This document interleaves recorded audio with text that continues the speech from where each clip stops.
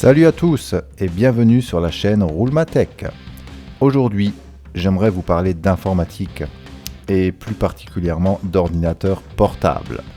Comme dans ma précédente vidéo, je vais axer celle-ci pour l'utilisateur lambda.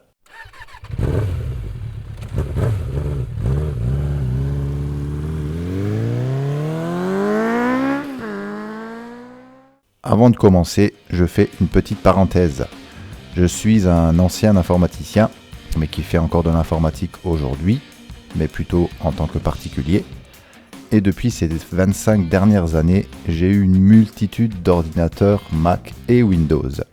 Je pense donc avoir assez d'expérience dans le domaine pour pouvoir en parler. Comme vous avez vu dans le titre, dans cette vidéo, je vais parler essentiellement du MacBook Pro ou du MacBook Air en version M1. En effet, je pense qu'aujourd'hui, quand on veut s'équiper d'un MacBook, il faut éviter les versions avant les séries M, c'est-à-dire les Macs qui tournent sous processeur Intel.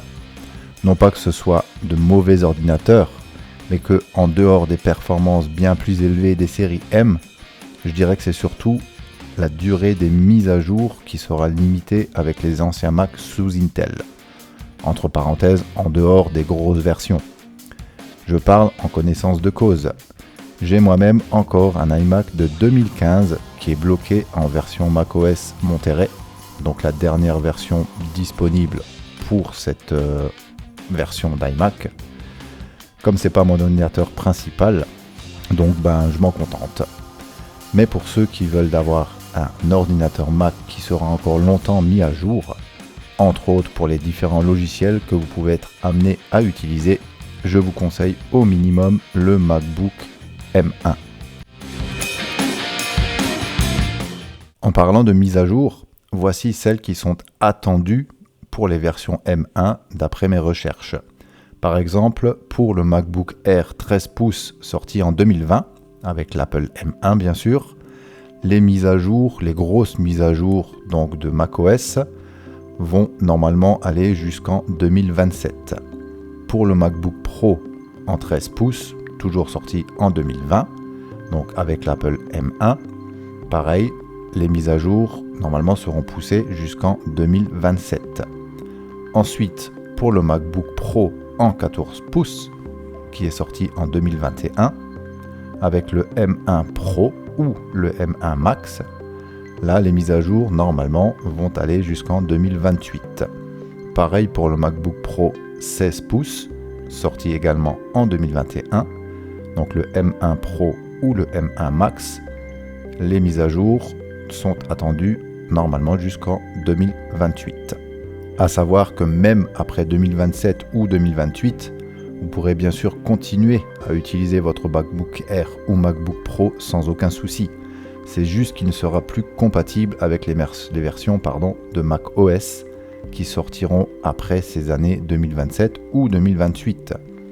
Vous serez très rarement limité. J'en veux pour preuve avec mon iMac sous macOS Monterey, qui a pourtant 3 versions de retard et qui tourne encore sans aucun problème. Je ne suis pas limité pour mon usage standard. Alors, pourquoi le MacBook M1 ? Parce que pour moi, un utilisateur standard, oui, je sais, j'aime bien ce mot. Qu'est-ce qu'il fait avec son PC ? Il va sur Internet, il gère ses mails, il va sur YouTube, il fait du traitement de texte, il va peut-être importer des photos, peut-être les retoucher un petit peu, peut-être faire un peu de montage vidéo, regarder des séries, etc. Voilà l'utilisation de la plupart des gens. Pour ces utilisations, un MacBook Air ou MacBook Pro avec la puce M1 sera plus que suffisante car encore bien assez puissante. Vu le tarif intéressant pour du Apple bien sûr, auquel on peut trouver ces machines, je pense que le rapport prix-performance est tout à fait correct. Bien sûr que plus que vous prenez une puce récente, plus longtemps vous aurez des mises à jour. Mais vous ne verrez pas ou très peu de différence de performance pour toutes ces utilisations simples, qui du coup vous coûteront également plus cher. On a beaucoup parlé du MacBook Pro M1 à sa sortie, la puce révolutionnaire, les benchmarks de folie, etc. Et cette puce M1 est encore très suffisante. Aujourd'hui, on va oublier les chiffres. Je vais vous montrer différentes situations concrètes où le M1 est encore très à l'aise et surtout, est-ce un meilleur achat que le dernier cri? Allez, c'est parti. Alors attention, je triche un petit peu. Mon Mac est un modèle M1 Pro 10 cœurs, mais pour les différentes situations de ma démo, il n'y aura pas de différence notable avec le M1 standard. Situation numéro 1. Le télétravailleur ou l'étudiant en multitâche. Vous êtes comme moi, 20 onglets ouverts,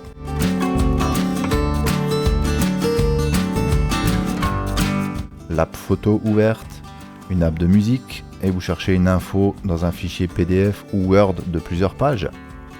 Sur l'ancien Mac Intel, c'était le ventilateur qui hurlait, bien sûr suivant l'utilisation. L'ordinateur qui ralentissait, etc. Avec le M1, vous n'entendez rien. La machine gère le multitâche avec une efficacité déconcertante. Il ne rame pas, il ne chauffe pas. C'est l'expérience la plus importante pour 90% des gens. Et le plus beau, faire tout ça pendant 8 à 10 heures. Encore une fois, suivant ce que vous faites bien sûr, sans le brancher. Le M1 a rendu l'autonomie du MacBook Pro légendaire. Vous oubliez votre chargeur à la maison? Pas de panique, si vous l'avez chargé la veille, vous tiendrez une grosse partie de la journée du lendemain en mode bureautique. Situation numéro 2. Le photographe amateur ou le vlogueur du dimanche. Vous voulez retoucher vos photos de vacances ou monter un petit film de 3 minutes pour Instagram ou YouTube? Sur le M1, l'exportation d'une vidéo 4K se fait à une vitesse ridicule, grâce au moteur de médias intégré dans la puce. Il est littéralement conçu pour accélérer ses tâches. Si vous n'êtes pas un monteur vidéo professionnel 8 heures par jour, le M1 est plus que suffisant. Il est très rapide pour les tâches de création occasionnelle. Situation numéro 3. L'utilisateur qui a un iPhone. L'un des plus grands atouts du M1, c'est l'intégration avec votre iPhone ou votre iPad. Vous copiez une adresse sur votre téléphone, vous la collez directement sur votre Mac. Vous recevez un appel, vous décrochez sur votre ordinateur. Ça s'appelle Handoff et ça rend votre vie numérique fluide. Et bien sûr le Touch ID pour payer en ligne ou déverrouiller. C'est simple, rapide, sécurisé. Ce n'est pas le M1 qui a inventé ça, mais c'est l'expérience que vous achetez avec Apple. Alors, le MacBook Pro ou le MacBook Air M1 vaut-il le coup? La réponse est un grand oui, surtout si vous le trouvez à un bon prix en reconditionné.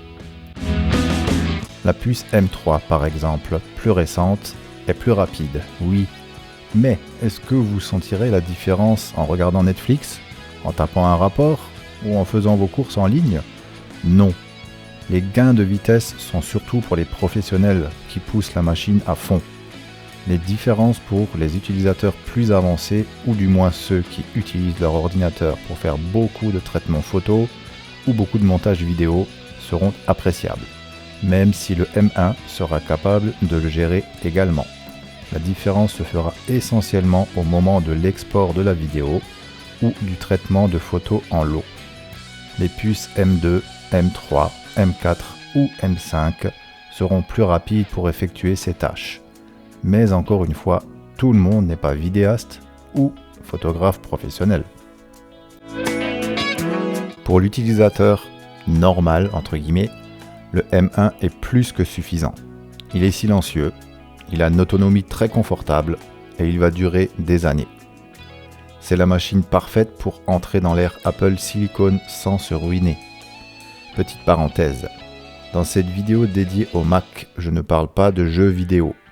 Le MacBook Pro ou MacBook Air peut faire tourner quelques jeux vidéo en résolution plus ou moins élevée.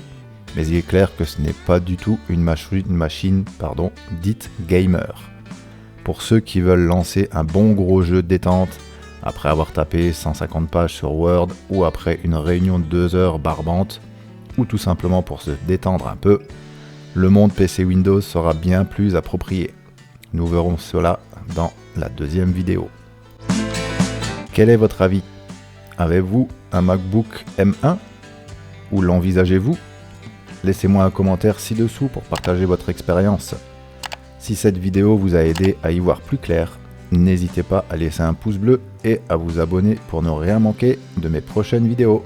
Bye!